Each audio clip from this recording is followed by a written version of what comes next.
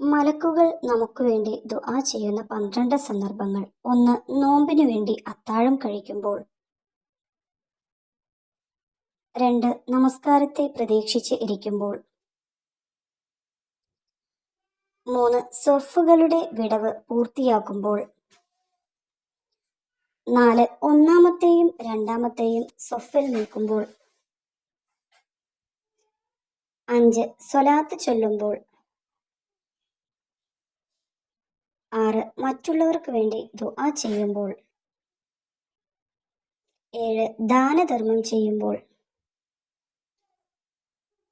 8. അല്ലാഹുവിന് വേണ്ടി സ്നേഹിച്ച സുഹൃത്തിനെ സന്ദർശിക്കുമ്പോൾ. 9. മറ്റുള്ളവർക്ക് നന്മ പഠിപ്പിക്കുമ്പോൾ. 10. രോഗിയെ സന്ദർശിക്കുമ്പോൾ. 11. രാത്രിയിൽ ദുഹാൻ